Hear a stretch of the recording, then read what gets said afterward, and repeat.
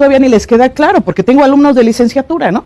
Entonces, no estamos hablando de juez de control en sí, estamos hablando de tribunal de enjuiciamiento, tenemos 3 jueces de control, tenemos varias etapas procesales, la etapa de investigación, que se divide en 2, la etapa intermedia, que se divide en 2, ¿no? La fase oral descrita, y la etapa de juicio como tal. Algunos autores dicen que los recursos son parte del proceso penal y que tendrían que verse dentro de como una cuarta etapa, ¿no? Y aquí ya vamos a encontrar lo que es el juicio de amparo también. Entonces, estas etapas, investigación intermedia, se manejan con juez de control. El juicio se maneja con tribunal de enjuiciamiento y ahora la ley orgánica del Tribunal Superior de Justicia dice que va a haber de manera colegiada determinada competencia para estos delitos y de manera unitaria, es decir, con un juez de enjuiciamiento determinados delitos. ¿Okay? Entonces vamos a tener a veces tribunal de enjuiciamiento colegiado y a veces solamente un juez, ¿sí? Ahí vamos, y de acá, pues obviamente los recursos van a operar en estas etapas, y lo que es ya de una vez que hay sentencia debidamente ejecutoriada, que deviene de una apelación, deviene de un amparo, entonces vamos a estar ante la figura del juez de ejecución. Y entonces aquí ya hablamos de 2 tipos de procedimiento, el procedimiento administrativo y el procedimiento ordinario de ejecución, que viene en la ley de ¿qué? En la Ley Nacional de Ejecución de Sanciones Penales, algo así va, ¿no? Le tiene un nombre muy largo, ¿sí? Ahí van. Y obviamente tenemos los mecanismos alternos de solución de controversias. Tenemos el acuerdo reparatorio, la suspensión condicional del proceso, y aquí tenemos un mecanismo de aceleración que es el procedimiento abreviado. Es que, ¿qué creen? Que me quedé con esto porque no estamos viendo, hay muchas cosas que tal vez de manera genérica yo las estoy diciendo, pero para ubicarlos en las etapas y ubicar que no estamos hablando de juez de control, porque me hicieron el comentario anoche de que no estoy estableciendo qué elementos tiene el juez de control para resolver, ¿no? Y que obviamente no tiene acceso a la carpeta de investigación, ningún juez tiene acceso a la carpeta de investigación, eso es parte de lo novedoso del sistema, ¿no? Figuras jurídicas novedosas, la figura del asesor jurídico como parte procesal, ¿no? Que ya tiene, la víctima tiene a su defensor, el fiscal defiende los intereses del Estado, por eso cambia de denominación, se lo denomina fiscal, el defensor que defiende al imputado, a la persona que está siendo investigada o acusado, y entonces así tenemos cómo se va dando todas las etapas. ¿Sí van claro? Yo sé que hay muchísimos que entienden perfectamente, acá el maestro se me va a aburrir, pero los de la licenciatura, mis alumnos, sí, ahí van. Entonces, aquí en el juicio estamos hablando que tiene un desarrollo. En etapa intermedia platicábamos que lo novedoso de la etapa intermedia tenemos el descubrimiento probatorio. El descubrimiento probatorio es correrle traslado del material probatorio de manera física, ¿no? Decíamos, si tomé una entrevista, copia de la entrevista por escrito. Si voy a ofrecer un peritaje, el dictamen del peritaje o informe del peritaje, etcétera, etcétera. Eso es el material que se corre a través del descubrimiento. Aquí decimos, son 2 fases, la fase escrita y la fase oral. La fase escrita se compone de la acusación, la coadyuvancia de la víctima y la actuación del imputado en el proceso, ¿no? Una miscelánea fiscal penal en donde hubo una reforma, en donde antiguamente venía la contestación del imputado, y ahora le cambiaron la denominación, se llama actuación del imputado en la etapa intermedia, ¿sí? Una vez que pasamos, el juez de control aquí se convierte en un juez de trámite en la etapa intermedia, una vez que pasamos la fase escrita, entonces entramos a la audiencia de etapa intermedia, ¿no? La audiencia intermedia. Entonces ahí se hace el desahogo probatorio, se ofrece, se depura el proceso. Yo les decía la etapa donde se depura el proceso porque llegamos a acuerdos probatorios en donde vamos a establecer qué hechos no van a ser parte de la controversia. Son los hechos incontrovertidos que se van a fijar y que voy a estar de acuerdo. Y entonces de ahí voy a ofrecer mi prueba y entonces ahí se va a dar un debate bajo el principio de contradicción si es que se va aceptar o no, sí, por qué y qué razones, ¿no? Y entonces ahí es cuando preparo el campo para entrar a mi juicio. En esa audiencia intermedia se dicta el auto de apertura a juicio.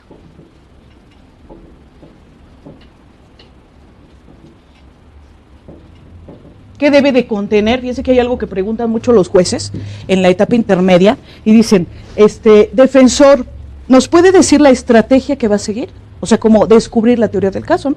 Yo siempre a esa pregunta le digo, señoría, no la voy a descubrir hasta juicio, ¿no? Ya le pone ahí, no la va a descubrir la defensora. Y entonces el Ministerio Público dice, sí, pues acusar, acreditar el delito, no es nada tan difícil de saberlo, ¿verdad? Porque ya lo tuvimos en la escritura de acusación. Que dice acusar, que se le acredite la responsabilidad de tal delito y tanto de reparación del daño. Entonces, así vamos. Y luego piden la máxima, ¿no? y piden la máxima de la reparación y todo de lo máximo. Ya saben que los fiscales son hacia lo máximo. Entonces, aquí vamos a ir viendo los alcances. Una vez que se prepara el auto de apertura en esa audiencia intermedia, nos dice en qué va a versar la acusación, nos da una síntesis de las pruebas que se ofertaron y se tuvieron por aprobadas o que se tuvieron por ciertas, que se acordaron de conformidad. Entonces dice ahí, la defensa ofreció como prueba tal. El asesor, el Ministerio Público, vamos primero al Ministerio Público, ofreció 5 pruebas, ¿no? A, B, C, D, E y F. Y el asesor ofertó 3 y la defensa 4. Entonces, ese auto de apertura se va al tribunal de enjuiciamiento. Y entonces tienen un sistema informático que dice, se recibe el auto y dice la ley, ahorita les digo el artículo, dice que el juicio se fija entre los 20 y 60 días después de dictado el auto de apertura, no puede rebasarse ese término. Y nos van a notificar, pues, qué juez, de qué tribunal de enjuiciamiento nos toca, cuál es la sede, la sala, la hora, etcétera, de cuándo yo voy a llevar mi juicio. Algunas veces por cargas de trabajo, que ya estamos empezando desafortunadamente con el Estado, como el Estado de México, que empiezan a saturarse los jueces, el tribunal de enjuiciamiento, entonces ya dicen, por cargas de trabajo, tal, se fijó y entonces rebasará un poquito de los 60 días. No lo están haciendo comúnmente, pero llega a suceder, ¿no? Muy lejano, muy pocas veces, pero llega a suceder. Entonces ya tenemos nuestro día y ahora decía, ay, a la torre, ahora prepárate para el alegato de apertura, ¿qué vamos a decir? ¿No? Tráete la carpeta, ¿cómo vamos a preparar el juicio? Entonces, ese juicio, el desarrollo que ahorita vamos a ver, tiene una técnica de litigación, que es la que estuvimos viendo. Tiene cómo desahogo la prueba. Aquí yo les digo, es la etapa expositiva, cómo voy a exponerle al tribunal. Y entonces la técnica es lo que habíamos platicado ya, ¿no? A través de el interrogatorio, el contrainterrogatorio, el evidenciar contradicción, el superar contradicción, el apoyo de memoria y pues lo que yo les había dicho, la técnica del eco, ¿no?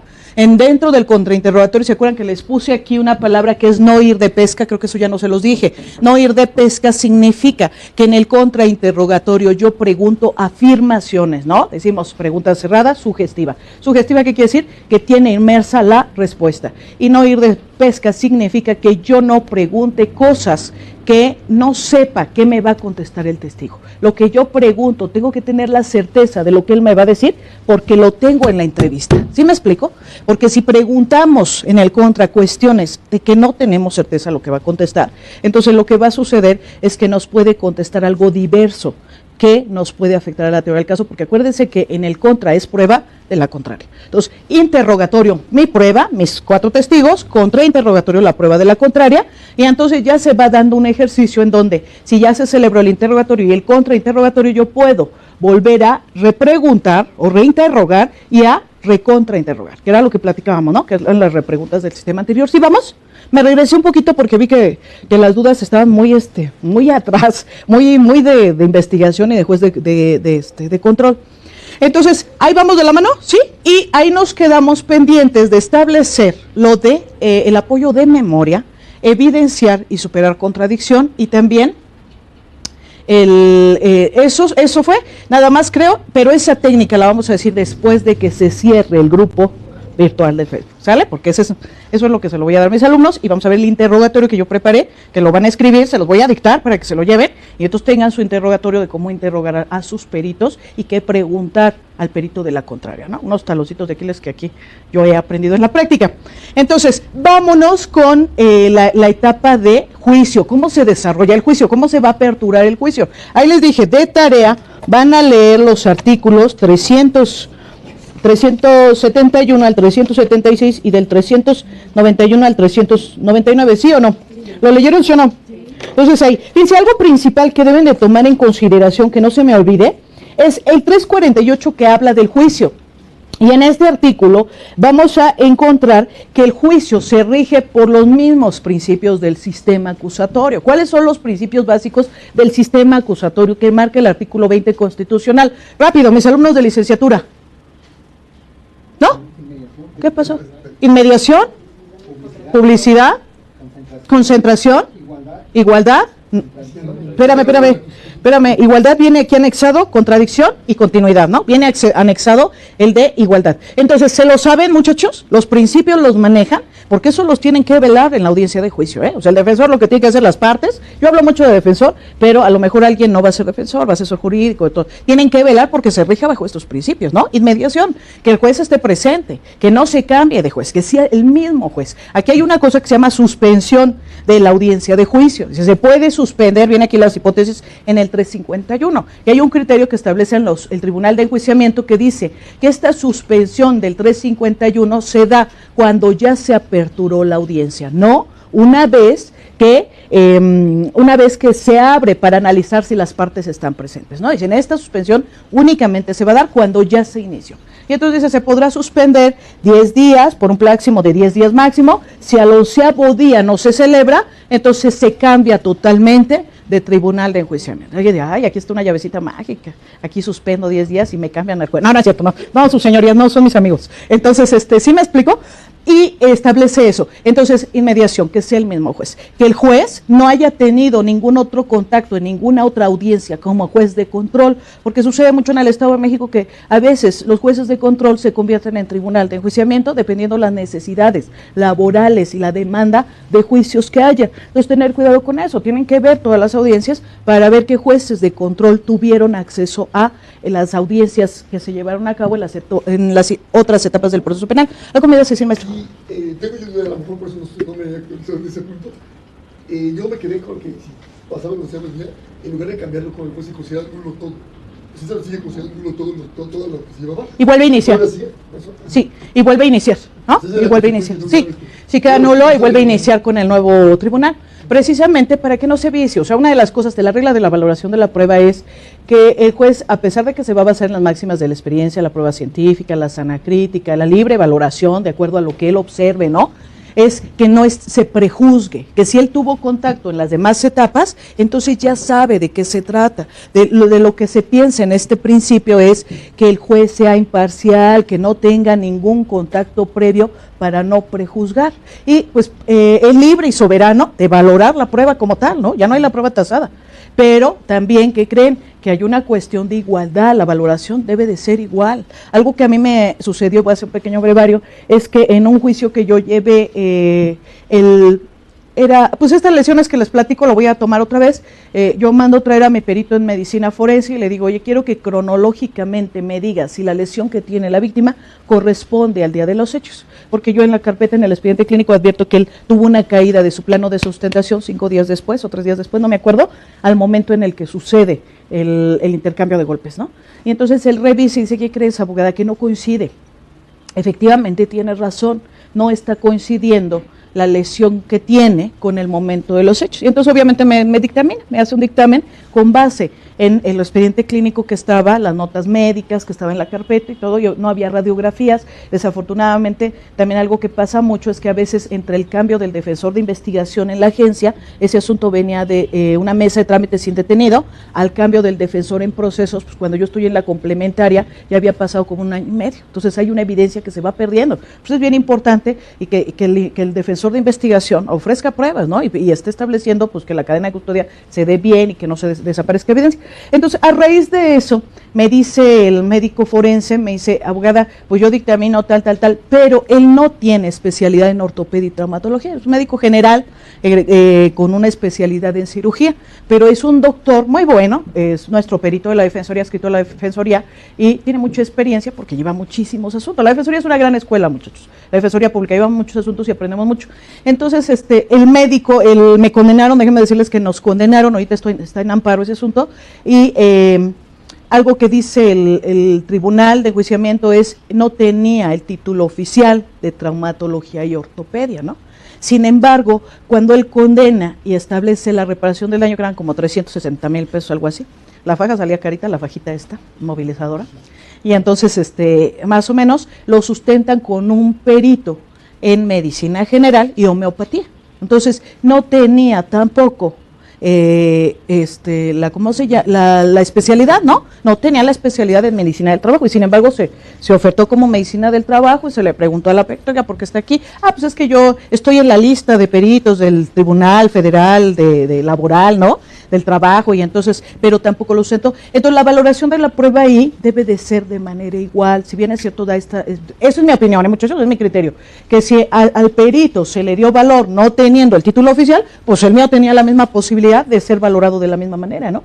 Entonces tiene que tener una congruencia la valoración de la prueba, tiene que tener esta igualdad de partes, igualdad ante la ley, ¿no? Que esta igualdad de alcance. Sin embargo, yo sí tengo varias críticas, porque digo, ¿por qué al Ministerio Público se le dan 15 días para acusar, al asesor jurídico o a la coadyuvancia de la víctima 3 y al defensor 10, ¿no? Ahí empezamos con la igualdad ante la ley, igualdad de partes, a ver si verdaderamente el proceso está de manera equitativa, ¿no? Y es una cosa que algunos se aquejan y se allegan porque dice uno, pues es que si el asesor va a acreditar 4 millones de pesos, pues 3 días no son suficientes, ¿no?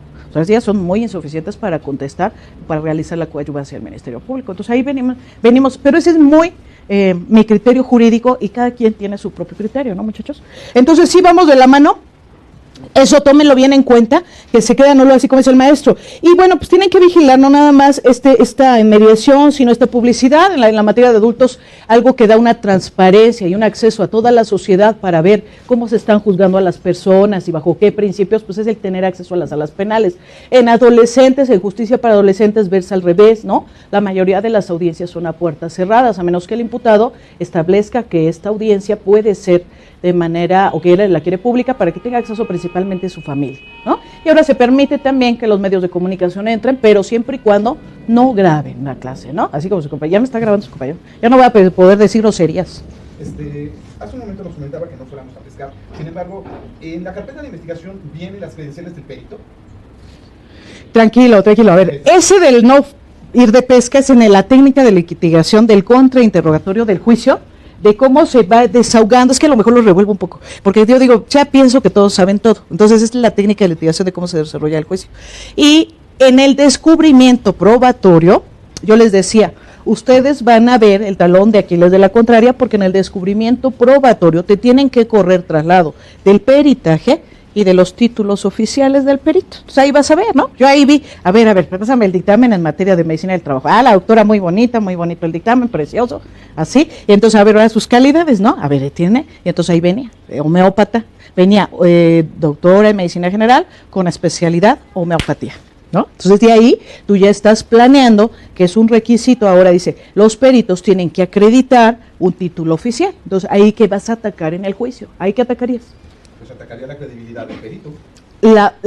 Fíjense que ahí no la credibilidad como tal, sino en la falta de experticia en la materia que va a dictaminar, porque el código dice que tenga título oficial. Y un eximiente, porque en los peritos dice perito o testigo perito. Y dice, si hay alguien que haya testificado a través de sus sentidos el evento y tenga la calidad de perito, cuando declare, él puede declarar en términos de su experticia. Cuidado, era lo que yo les decía, cuidado con los ingenieros, arquitectos, con los abogados más, con toda la gente que llega y que tiene experticia y que puede corroborar algo, ¿no? Entonces ahí tengan mucho cuidado cómo se va a ir desahogando el interrogatorio y el contrainterrogatorio. ¿Sí vamos? ¿Sí vamos, muchachos? No se me confundan porque acá se me mandó a la pesca hasta el juez de control. No, la pesca, no ir de pesca es en contrainterrogatorio y en juicio. ¿Sí? Y es técnica de litigación. Sus técnicas de litigación es interrogatorio, contrainterrogatorio, evidenciar, superar, apoyo de memoria, y de ahí vienen cómo se desarrolla a través de la pregunta abierta, cerrada y todo. ¿Sí? Perdón por la repetición de la repetición, pero prefiero repetir y que se lo graben mis alumnos de licenciatura y también mis otros alumnos, a que no les quede claro. ¿Sí? Entonces, ahí vamos. Entonces, la publicidad, la concentración, ¿qué es la concentración, muchachos? Dice el mayor número de actos en una sola audiencia, que se celebren el mayor número de actos en una sola audiencia. El juicio, ¿cómo se va a dar esta concentración? Voy a desahogar el mayor número de pruebas, se puede dividir la prueba, opera el principio de indivisibilidad de la prueba. ¿Qué opinan? ¿Tengo que desahogar todo lo del fiscal, todo lo del defensor, o qué tengo que hacer? Se puede contaminar la prueba, ¿verdad? Si no desahogo todas las pruebas de la fiscalía, Entonces, el que se subió a declarar sale y le comunica a los demás testigos, ¿qué creen? Me preguntaron esto y me dijeron, no, se contamina la prueba. Entonces, aquí, esta concentración también opera en juicio, en el sentido, yo lo enfoco en el sentido de que hay que tener cuidado con el desahogo probatorio. Entonces, aquí, si van a dividir, porque a veces dice aquí el código más adelante, que las acusaciones se pueden dividir cuando traemos 2, 3 delitos, ¿no? Tenemos el de trata de personas de 25 víctimas. Entonces, ¿qué vamos a hacer? Podemos solicitar divisiones de debate de acuerdo a acusaciones y a hechos, y se celebran, en la primera audiencia se celebra un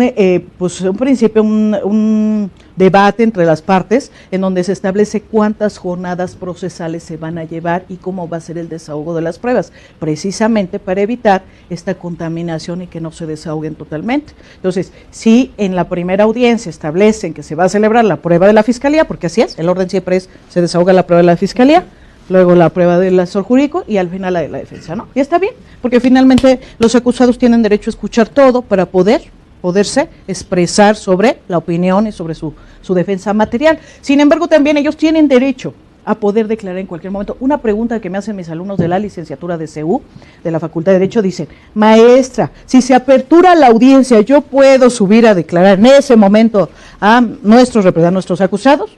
¿Qué pensarían? Ahí se aperturó el juicio y entonces lo primero que quiero es que declare.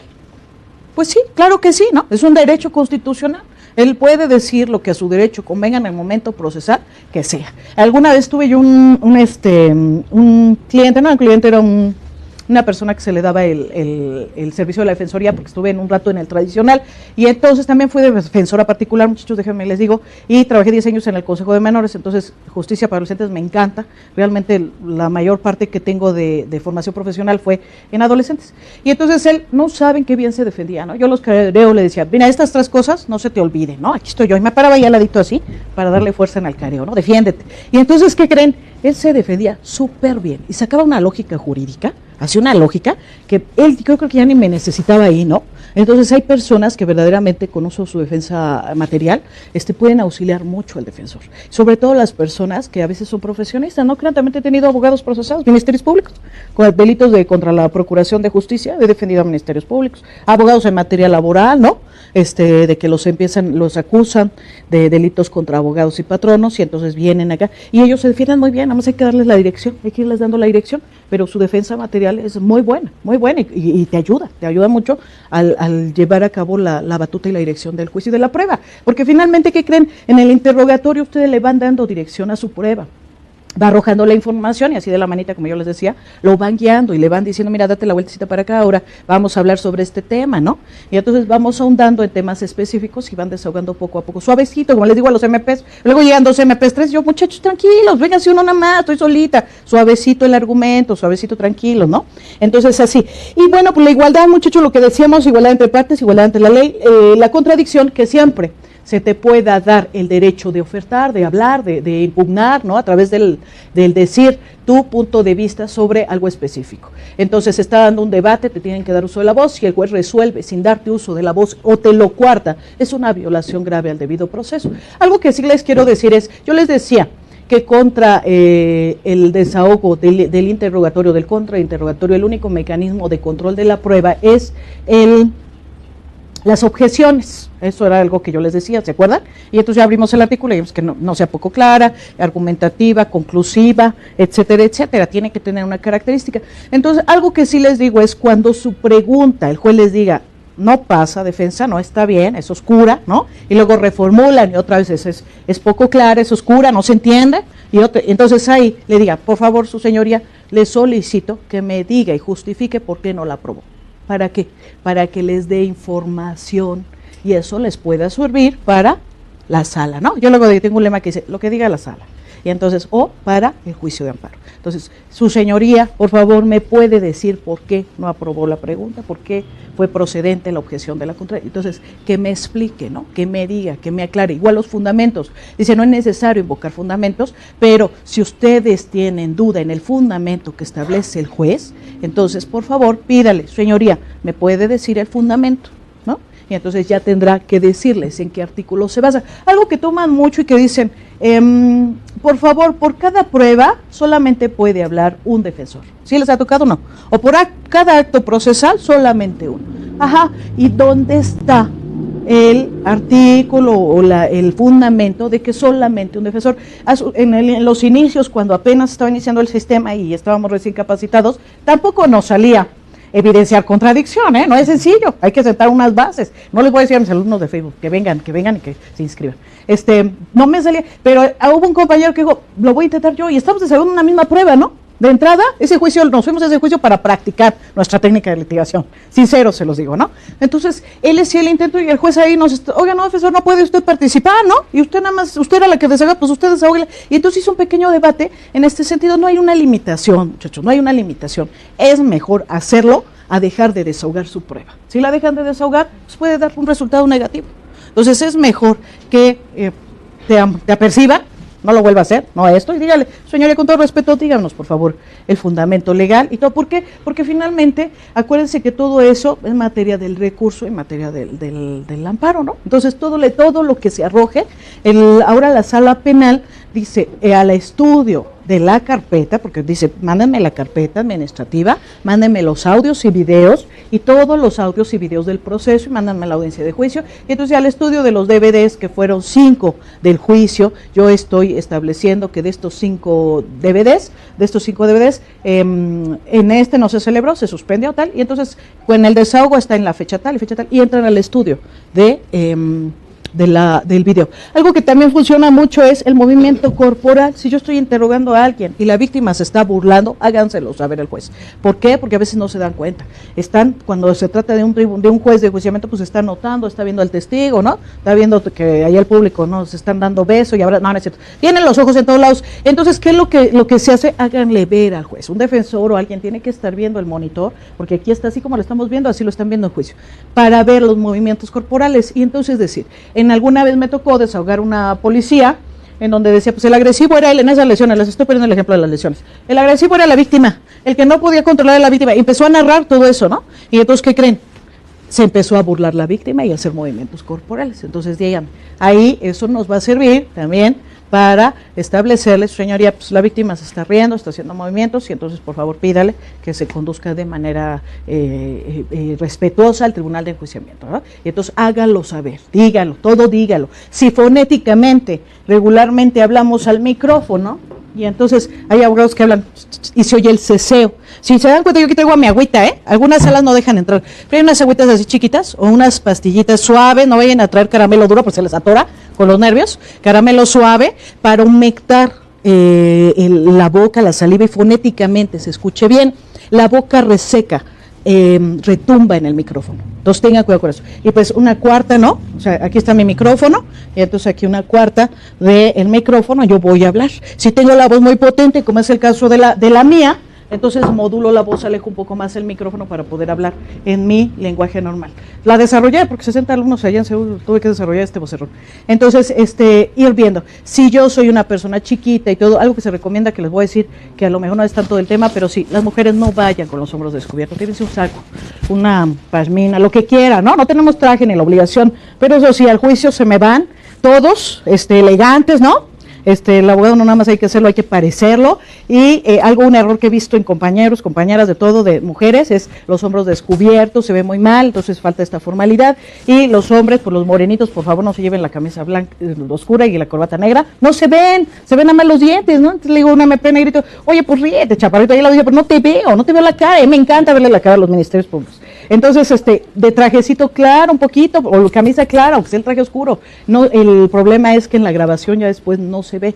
Entonces, eso hay que tener también cuidado. Y regresando a esto, la contradicción pues es esencial, ¿no? Es que ahí desahoguen la prueba de manera exhaustiva a través del interrogatorio y del contrainterrogatorio, y que, como decimos, el tribunal de enjuiciamiento no puede hacer preguntas, únicamente aclarar algo que ya preguntaron las partes. ¿Algo me iba a decir acá? ¿A qué se refiere con preguntas conclusivas? Que tengan una conclusión inmersa. Mira, viene en el artículo, esa la vimos, ayer platicamos un poquito, pero viene aquí en el artículo 373, que concluyan algo. Usted no tenía lentes, ¿correcto? Por eso no pudo ver. ¿Ah? Es una pregunta que está concluyendo, que por no tener lentes no pudo observar los hechos, ¿sí? Ajá, ya no podría ser. No podría ser. Aquí está, objeciones 374. Ah, no es cierto, 373.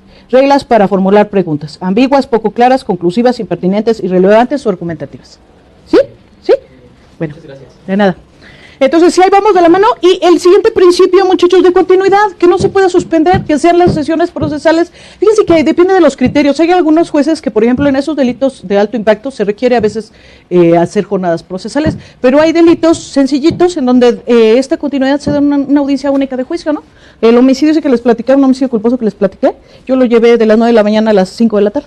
Entonces, pedí receso para ir al baño, yo lo pedí, nos dieron 5 minutos y entonces 5 horas ininterrumpidas en juicio, ¿no? Y entonces celebró esta es la continuidad que debe tener, no debe tener interrupciones. Entonces, ¿sí les quedó claro los principios? Sí, más o menos les quedó claros. Y bueno, pues ya después viene el artículo que les dije. Y ya viene acá, muchachos, lo de el desarrollo de la audiencia, ¿no? El 391. Fíjense que algo bien importante que también deben de tomar en cuenta es que dice, para el juicio, el 349, en su parte infine, dice, el acusado deberá ser citado por lo menos con 7 días de anticipación al comienzo de la audiencia. Entonces, si no llega a ir, siempre hay que contabilizar, porque el código en las demás etapas procesales marca 48 horas antes de la celebración del acto procesal, que debe de ser legalmente notificado. Pero en el caso del juicio, dice, el acusado debe de ser citado con 7 días. Entonces, ese es motivo de que lo estudien, la notificación previa al juicio. Eso sí, si ustedes ofrecieron una prueba, una evidencia, una prueba material, un video, etcétera, lleguen antes para corroborar que su archivo sea compatible con el que está en la sala. ¿Sí me explicó? Y si no, subsanarlo, porque si no, el problema es que aparte de desahogar y poder incorporar esa prueba, porque es una problemática poderla incorporar, y la siguiente problemática es que tengas el medio tecnológico. Yo regularmente algo que hago es, en la audiencia intermedia, en el escrito de contestación, de actuación del imputado, en la audiencia intermedia, yo peticiono al medio electrónico si lo voy a necesitar y pido que lo tengan listo el día y hora que se tenga que celebrar el juicio, ¿sí? Pero yo soy defensora pública, a mí me tiene que proveer los jueces todas las pruebas todos los elementos científicos para desahogar mi prueba. En el caso de los abogados particulares tienen que peticionarlo y si no lo logran que se los den, llevar ustedes su medio de desahogo, ¿no? Su laptop, pedir la autorización a que entre la laptop y poderlo hacer, háganlo, porque sí ha habido una problemática de que pues no se reproduce, ¿no? Yo traigo buenísima técnica de litigación porque vine a la clase de la maestra Lorena Bustos. El problema es que no se ve, ¿no? No se ve, no funciona, no abre el archivo en esa computadora. Y entonces es una problemática que se da mucho y muy seguido. Tómenla en consideración. Entonces aquí dice desarrollo, ahora sí vamos con la tarea. Desarrollo de la audiencia. Dice el artículo 391, ¿qué dice? El día y hora fijados por el tribunal de enjuiciamiento, ese día quien la presida verificará la presencia de los demás jueces de las partes, de los testigos, peritos o intérpretes que deban participar, advertirá al acusado y al público sobre la importancia y el significado de lo que acontece en la audiencia, ¿no? Se apertura el juicio. Muy bonito, entran las partes, las pruebas están sentadas en la sala, ¿no? Está mi perito en medicina forense, está mi testigo estrella, está mi otro testigo que también vio parte de los hechos, y entonces entran las partes procesales, entra el defensor, el acusado, el asesor jurídico, el fiscal, ¿no? Y la víctima o las víctimas, y entonces se apertura. Y lo primero que se va a revisar es si las pruebas que ustedes ofertaron, que están admitidas, se encuentran o no presentes y si se puede celebrar. Lo primero es revisar las notificaciones. Y entonces van a tener que hacer valer el artículo 82 y demás relativos hacia adelante y hacia adelante del código adjetivo para ver si fueron legalmente notificados y se puede llevar a celebrar. Muchachos, vamos a hacer aquí un paréntesis tantito, invitando, ya vamos a dejar despedir a nuestros alumnos del Facebook, porque vamos a entrar así con el oro molido, ¿no? Y les vamos a invitar a que vengan, a que tomen el curso aquí en el CUEC, todos los datos del taller de litigación. Es un taller de litigación, lo ideal es que sea presencial, porque es un tallercito donde se va a manejar un caso práctico las 3 sesiones últimas de la semana, y pues van a entrarle al interrogatorio, al contrainterrogatorio y a los ejercicios de litigación. Entonces los invitamos a que consulten la página, vean los requisitos, vean los costos, el temario, Y pues aquí los esperamos. Lo ideal es que este taller sea presencial y también pues algo que platicamos el rector Juan Rabindranath